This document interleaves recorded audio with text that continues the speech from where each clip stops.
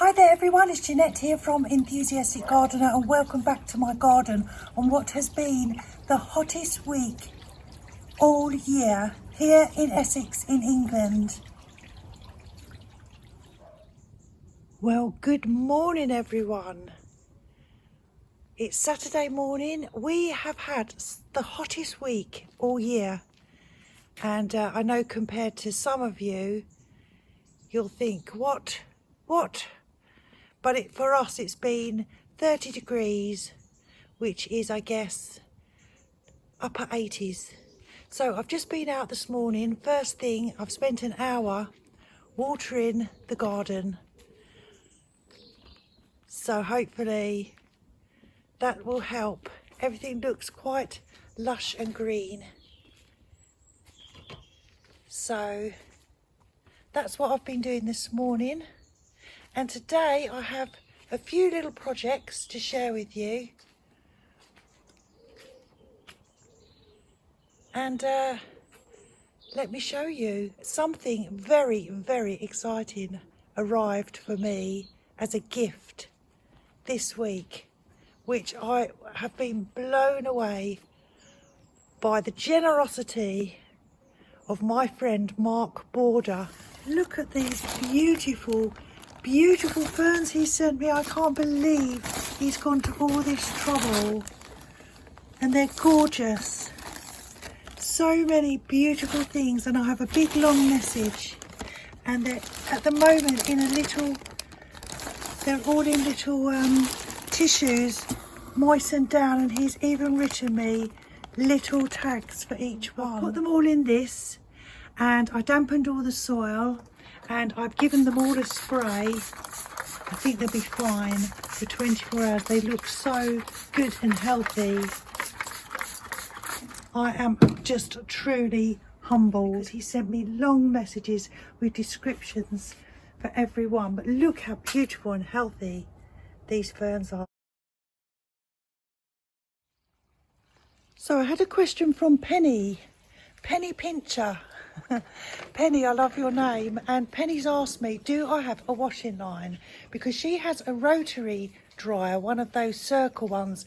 I always call them whirligigs. I don't know where that name comes from, but she doesn't like her washing line. So I don't like the round rotary washing lines either. This is my solution, Penny.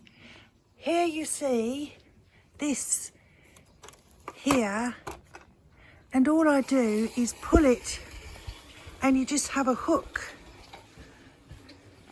anywhere from one side to the other, and then I hook it over here, as you can see. Now I have a washing line all the way across, and then all I do at this end again is I try and do it with one hand, pull it tight. I don't think I can do it with one hand actually, but I pull it tight, and then you see this little bit here, you kind of hook that in a little knot around there. I hope you can get the drift, and then that keeps it nice and taut. And then around here I keep my washing line pole here, and then as you can see, because the pole's in, it hoists it all up. So I hope, Penny, that's given you a good idea. And I got all of that's just from Amazon.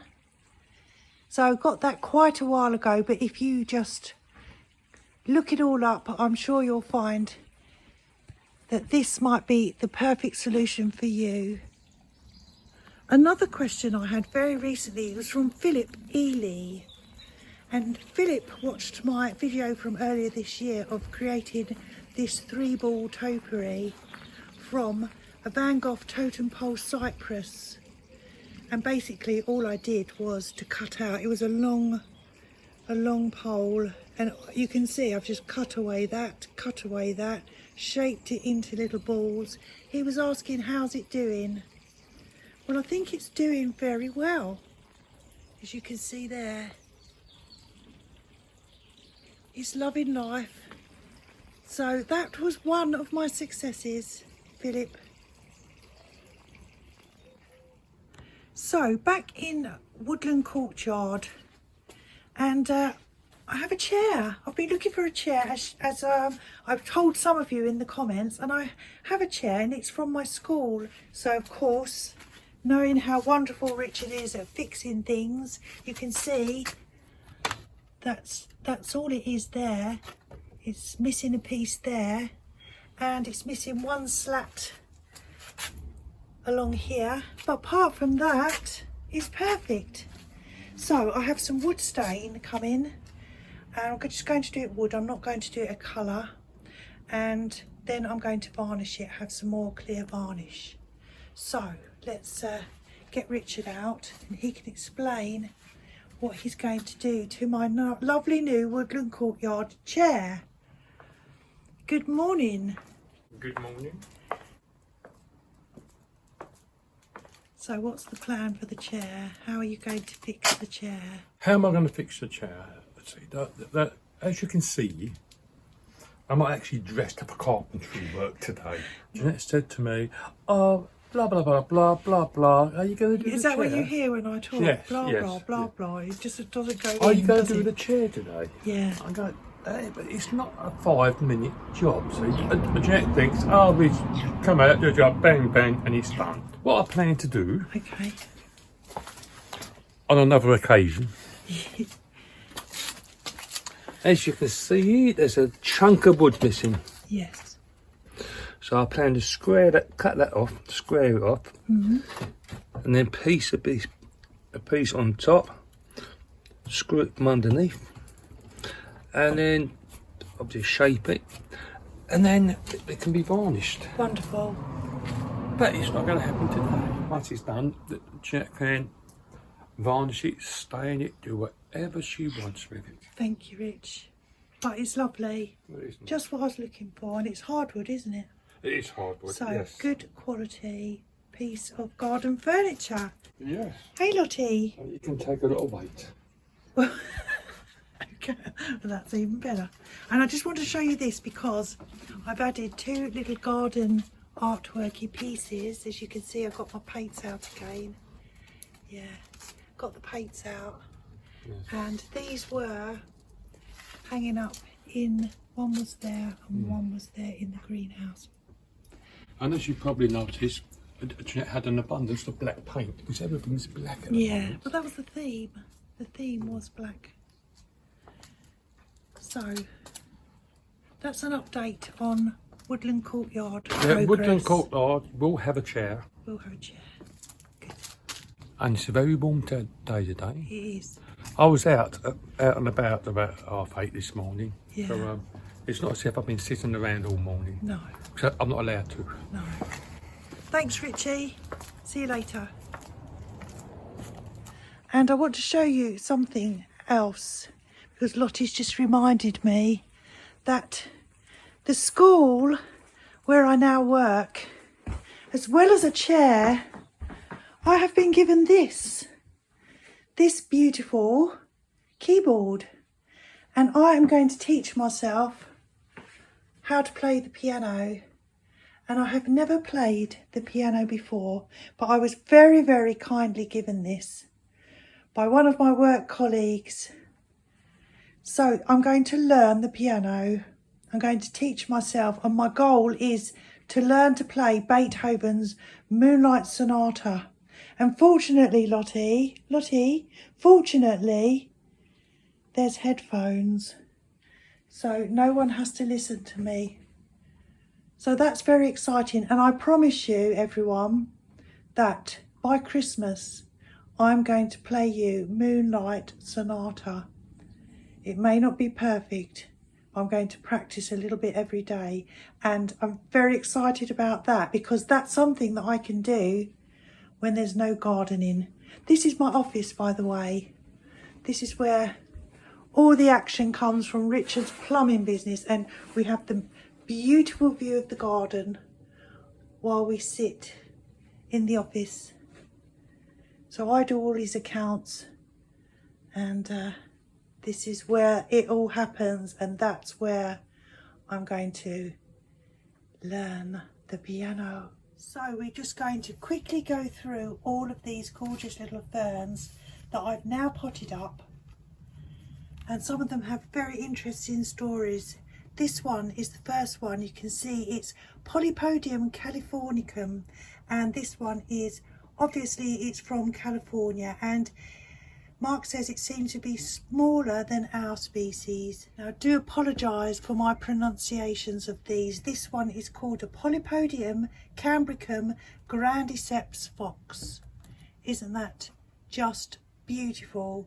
And this, Mark says, is a heavily crested form, and it's found around the 1860s, and it makes a very imposing clump in time. Next we have this, it's the Polypodium cambricum Richard Kays, and this is a historic variety. It's first discovered around 1668 on a cliff in South Wales, and it is still growing there. And as it's sterile, all the plants in cultivation are cuttings of cuttings of cuttings of this plant. And Mark said when he first got into ferns, this one was very expensive. The first time he saw it for sale, about 30 years ago, it was £80 a plant, and the following year it had gone up to £120. But fortunately the year after that, a grower sent Mark a small piece. Polypodium cambricum pulcherrimum, and pulcherrimum means most beautiful, which fits.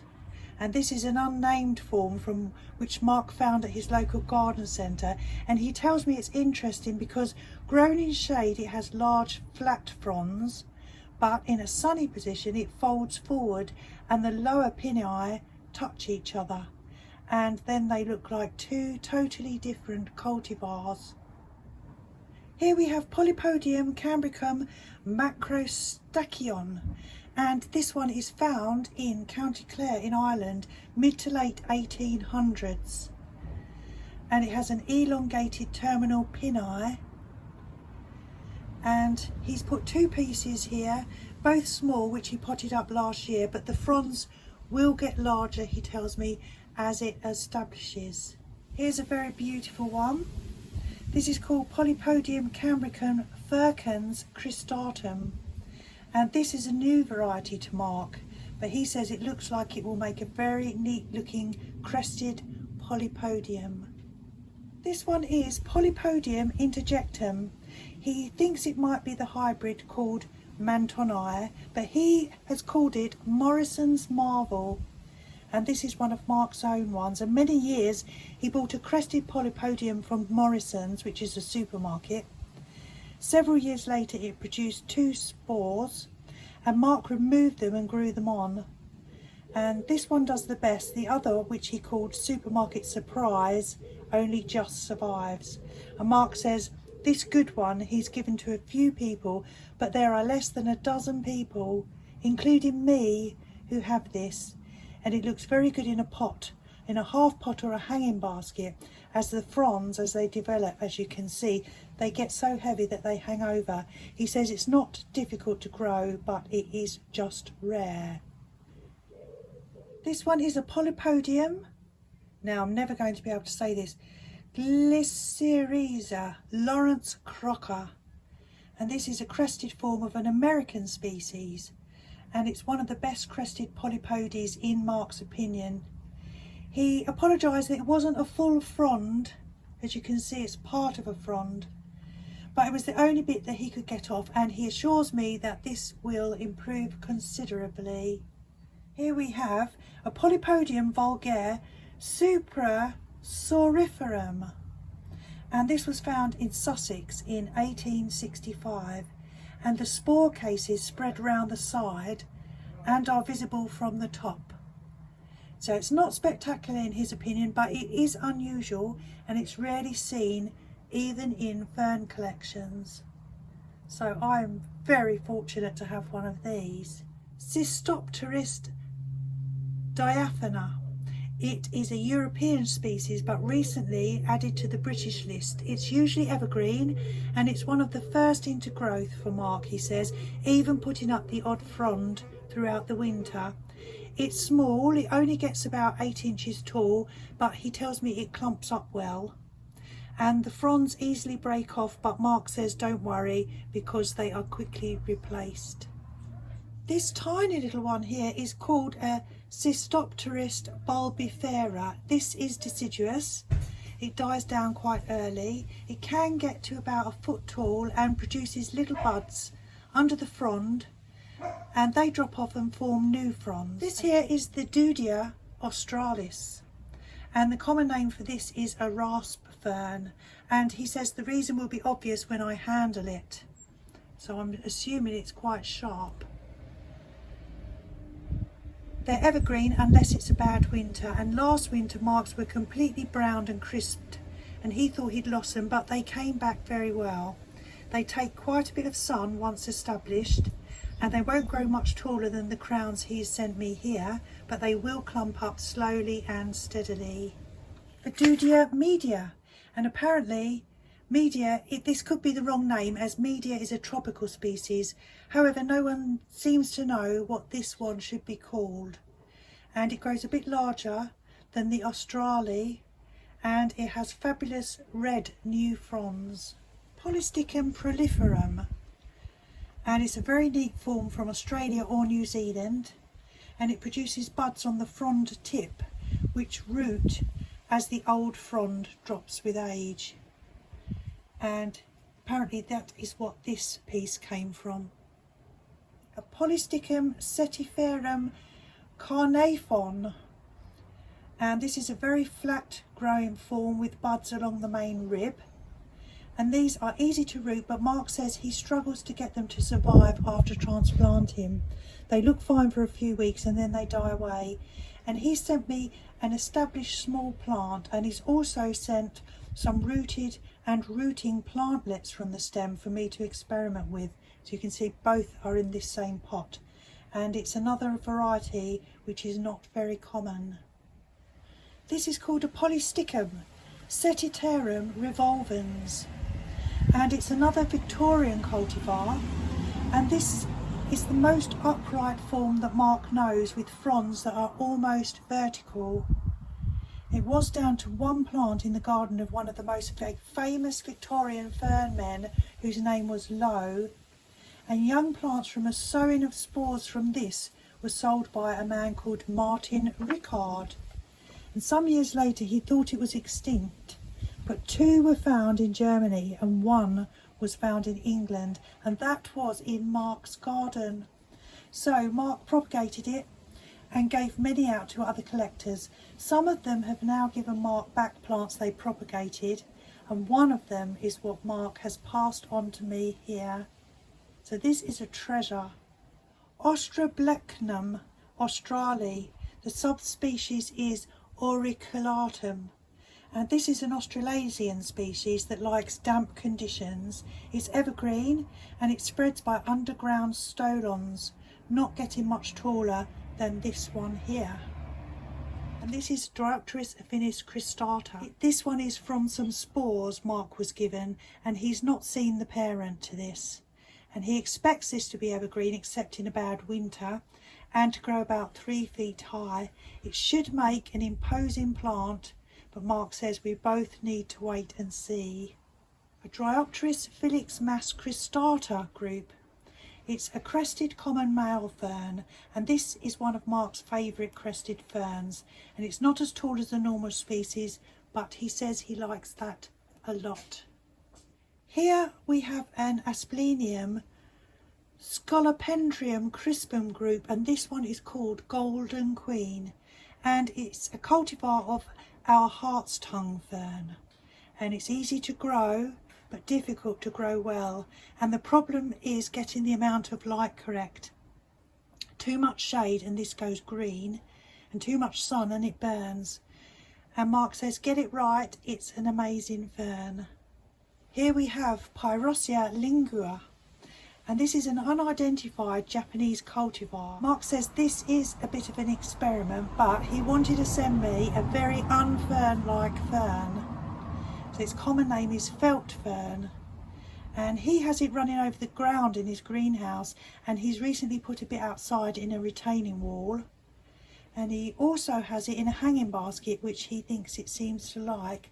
Growers in Belgium, Germany and Holland grow it outside, and Mark says he's seen it growing in the cement between old bricks. So excellent drainage seems to be the trick. He tells me not to worry if this fails. This one is an experiment.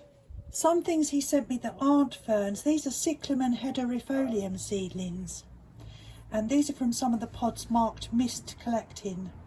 They are sprouting on the parents, so will die. He says I can pop them up to grow on, or as he does, just dip a small hole and pop the corm straight into the garden in shady to semi-shady positions, under shrubs, around pots, anywhere really.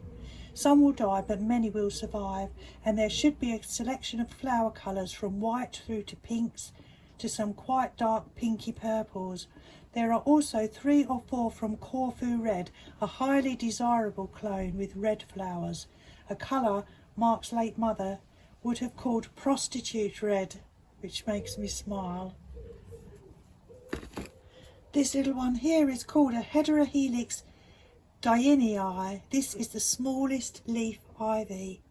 Mark thought it had more roots, so he says if it fails he should have some more next year. But we'll try. He says it looks great in a miniature garden or growing over a rock. This is tiny. It's a Hedera hibernica spectally. This is the smallest leaf hibernica ivy, and it will grow as the Dianii.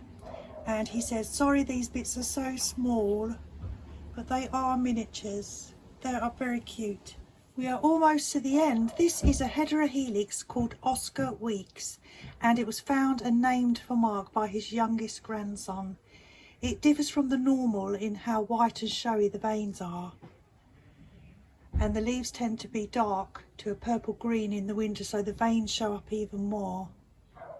Mark has it in his garden, his daughter has one, and I am the 3rd person to have this. That is just amazing. I'm the 3rd person to have this. Goodness. And finally Mark has sent me these. These are a head of berries from Erissima amaranthus. I'll show you a picture that he sent me of what the actual plant looks like. It's a cobra lily. It's from northern India, which is hardy. And he says this is a bit different in expectations from growing flower or vegetables from seed, because garden seeds are bred to germinate pretty much all together. Sometimes it takes 2 or 3 years.